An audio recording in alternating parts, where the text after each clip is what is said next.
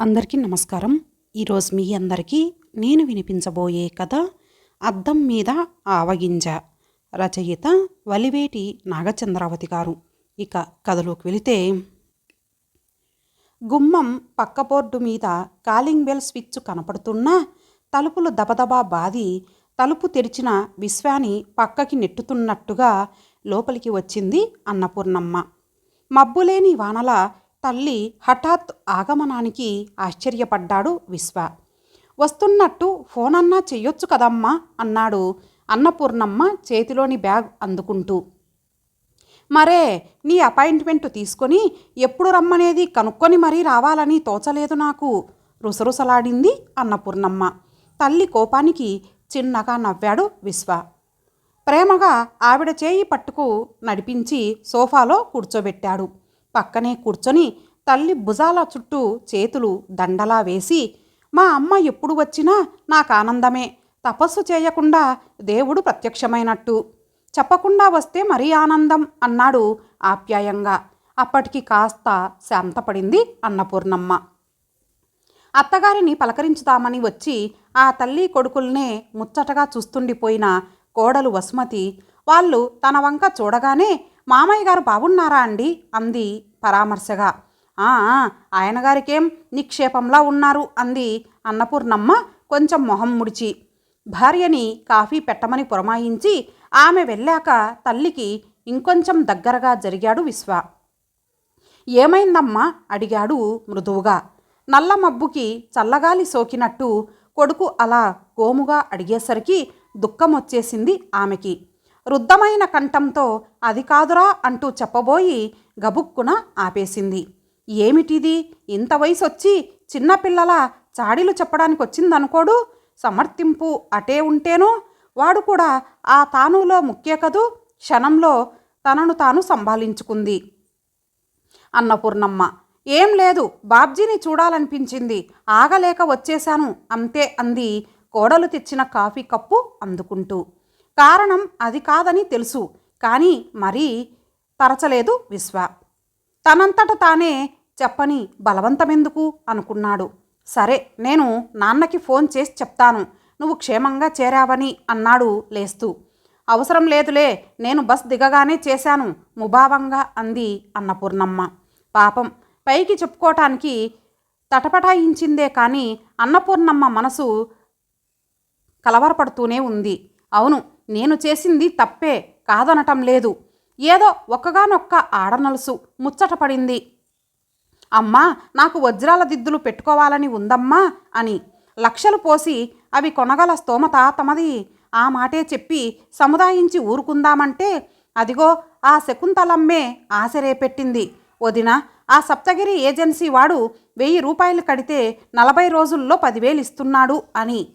ఆవిడ అలాగే కట్టింది, 10,000 తెచ్చుకుంది. అలా 10 డబ్బు తెచ్చుకున్న వాళ్ళని 4-5గురిని చూశాకే నేను కక్కుర్తి పడ్డాను. 1000 కాదు, 10,000 కడితే 40 రోజుల్లో 1,00,000 వస్తుంది, బిడ్డ కోరిక తీర్చొచ్చును కదా అని ఓ కన్న తల్లిగా నేనలా ఆశపడ్డం తప్ప.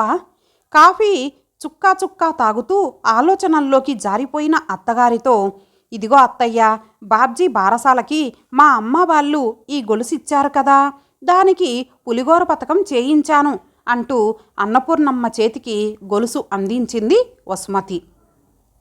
చూడమ్మా, ఈ వసు ఏం చేసిందో, ఫిక్స్డ్ డిపాజిట్ చేద్దామని నేను దాచిపెడితే చెప్పకుండా ఆ డబ్బు తీసుకెళ్ళి అది చేయించుకొచ్చింది, భార్యని కోపగించుకున్నట్టుగా అభినయించాడు విశ్వ. మీరు చెప్పండి అత్తయ్య, ఆ డబ్బు బాబ్జీ బారసాలకి చదివింపుల్లో వచ్చిందే, దాంతో పులిగోరు లాకెట్ చేయించుదామని ముందే చెప్పాను. కాదు, ఫిక్స్డ్ అంటారు మీ అబ్బాయి, మరి నా ముచ్చట ఎలా తీరుతుంది చెప్పండి. అందుకే కామ్గా ఆ డబ్బు తీసుకెళ్ళి ఇది చేయించుకొచ్చేశాను. తప్ప అత్తయ్య అడుగుతోంది వసుమతి అల్లరిగా. గొప్ప పని చేశావు, అసలు నీకు బొత్తిగా నా భయం ఉంటేగా అలక చూపించాడు విశ్వ మురిపెంగా. తను చేసింది ఇలాంటి పనే కదా, కొడుకు చూడు ఎంత తేలిగ్గా తీసుకున్నాడో, ఈయన ఉన్నారు. అన్నపూర్ణమ్మ మళ్ళీ పరాకులోకి వెళ్ళిపోయింది. ఆ రోజు 100 రూపాయల కట్టలు 2 తెచ్చి బీరువాలో పెట్టారాయన. ముట్టుకోకది, ఎందుకో తర్వాత చెప్తా అన్నారు. ఆ డబ్బు చూడగానే నాకు ఆ సప్తగిరివాడే మనసులో మెదిలాడు. 10,000 ముడుపు కడితే 1,00,000 వరాలు ఇస్తాడు. డైమండ్ దిద్దులిస్తే కూతురి కళ్ళు మెరుస్తాయి. అది దేని తాలూకు డబ్బైతే నాకెందుకు? 40 రోజుల్లో ఆ తీసిన 10,000 పువ్వుల్లో పెట్టి మరీ తీసిన చోటే పెట్టేస్తే సరి అనుకున్నా. ఆ మాయదారి సప్తగిరివాడు నేను కట్టిన 15 రోజులకే బోర్డు తిప్పేశాడు. నేనేం చేయను? 1,00,000 రూపాయలు చూపించి ఆశ్చర్యపరుద్దాం అనుకున్నానే కానీ ఇలా తల్లకిందులవుతుందని కలగన్నానా నేను? అమ్మాయి పెళ్ళికని చేసిన అప్పు వడ్డీ తీర్మానం కోసం తన లీవు అమ్మగా వచ్చిన డబ్బటాది. నాకేం తెలుసు? ఏనాడు ఒక్క పరుషం మాట నోటరాని మనిషి పూనకం వచ్చినట్టు ఎన్ని తిట్టారు, ఎన్ని మాటలన్నారు. నాకు బుద్ధి లేదట, బాధ్యత తెలియదట, గృహిణికి ఉండాల్సిన లక్షణాలు లేవట, సొమ్ముల మీద సోకుల మీద మోజట, ఇల్లు సర్వనాశనం చేస్తున్నానట. రామరామ, సగం ప్రాణం అప్పుడే చచ్చిపోయినట్టయింది నాకు. 35 ఏండ్లు కాపురం చేసిన ఇల్లాలికి వెయ్యాల్సిన చివాట్లేనా అవి? సరే, చేసింది అపరాధం. కోపం కొద్దీ 4 మాటలన్నారు అనేగా. నేను కుక్కిన పేనల్లే కిక్కురుమనలేదు. అక్కడితో వదిలేయొచ్చును కదా. అబ్బే, తడిపిన తాటిముడిలా బిగుసుకున్నారు. మాట్లాడడం మానేశారు. కంచంలో తనే వడ్డించుకు తింటున్నారు. క్షణానికోసారి పూర్ణ పూర్ణ అనేవాడల్లా కన్నెత్తి చూడ్డం లేదు, పన్నెత్తి మాట్లాడడం లేదు. ఎంత శిక్ష అది! నన్ను అలా వెలివేయటం గుండెని నలిపేసినట్టుగా ఉండదు? 1 రోజు, 2 రోజులు, 4 రోజులు భరించలేకపోయాను ఆ చిత్రహింస. అయినా మనిషి అన్నాక ఎప్పుడో ఒకప్పుడు పొరపాటు చేయకుండా ఉంటాడా? ఆ మాటకొస్తే తన వల్ల ఎప్పుడూ ఏ తప్పు జరగలేదా? ఆ శేషగిరికి ప్రాణమిచ్చే స్నేహితుడు చిక్కుల్లో ఉన్నాడు, మనం ఆదుకోకపోతే ఎలాగా అని తెగ ఆరాటపడిపోయి 25,000 ముద్ద కుడుముల్లా దోసిట్లో పోసొచ్చారే. ఏడాదయ్యింది, తిరిగిచ్చాడా? అంతే మరి. ఆయనంటే మగమహారాజు. ఆయన చేస్తే ఒప్పు, నేను చేసింది తప్పు.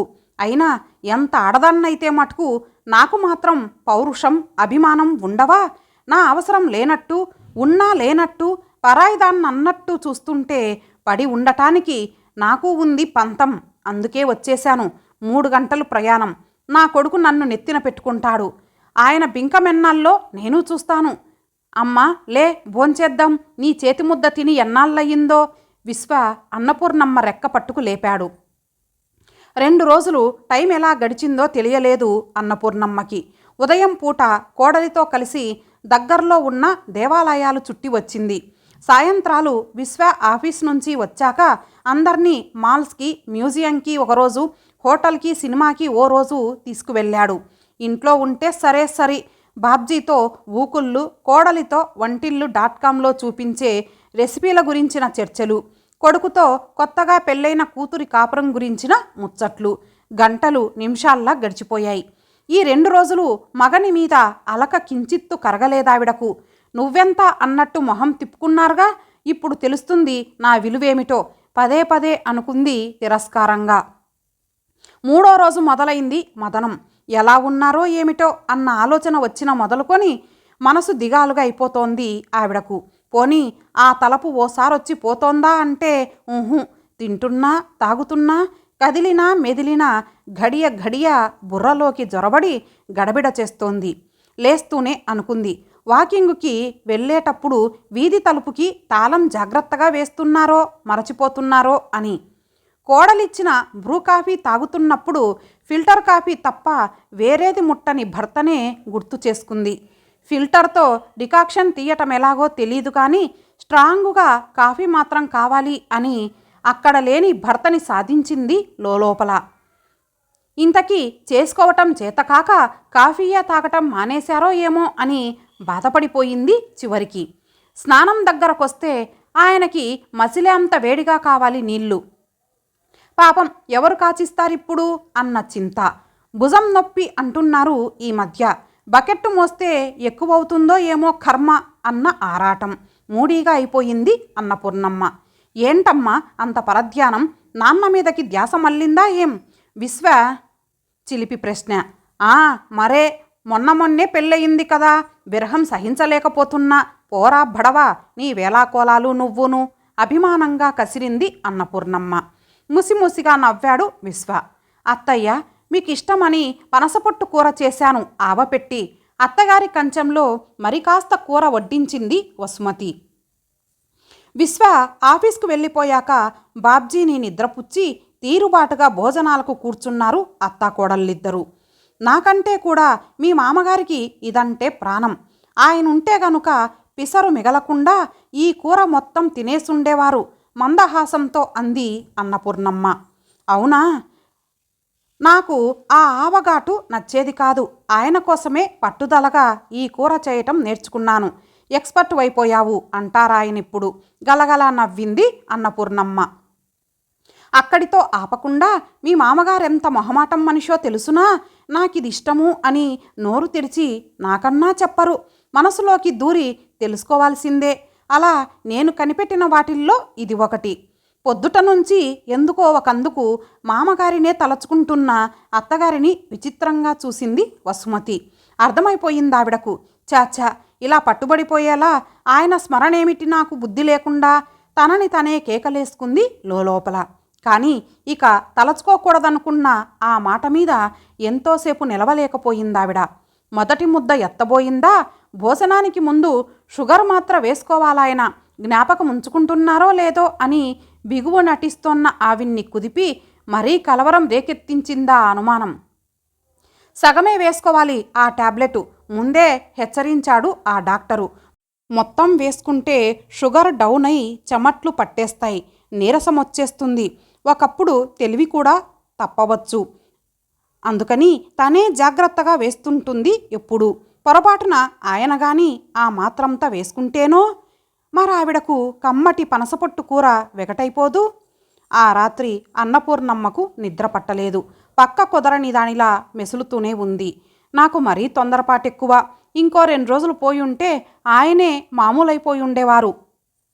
మొగుణ్ణి కొట్టి మొగసాలకెక్కిందని నేనే పెద్దది చేశాను విషయాన్ని.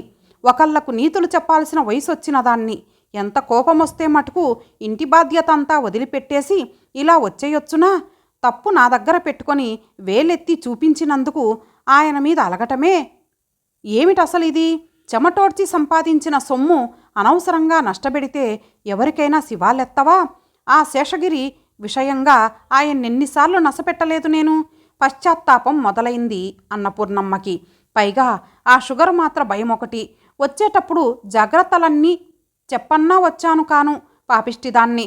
భగవంతుడా, నేను వెళ్ళేదాకా ఆయన్ని చల్లగా చూడు.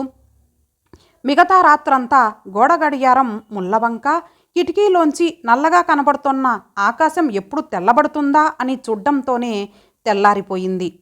నువ్వు ఆఫీస్కి వెళ్లే ముందు నన్ను బస్ ఎక్కించి వెళ్ళరా విశ్వా అంది అన్నపూర్ణమ్మ. ఇంకో 2 రోజులుండి వెళ్ళకూడదా అత్తయ్య? బాబ్జీ చూడండి మీ మీదికి ఎలా ఉరుకుతున్నాడో. ఇప్పుడిప్పుడే అలవాటవుతున్నారు మీరు వాడికి. బాబ్జీని అందించింది వసుమతి. అమ్మో, ఇంకా ఉండటమే. వీడి మీద బెంగ కొద్దీ వచ్చేశానే గాని ఇంట్లో నా కోసం ఎదురుచూస్తూ ఎన్ని పనులాగిపోయాయో. జాడీలో నిమ్మకాయ ముక్కలు కోసి పడేశాను, అవి ఎండలో పెట్టాలి.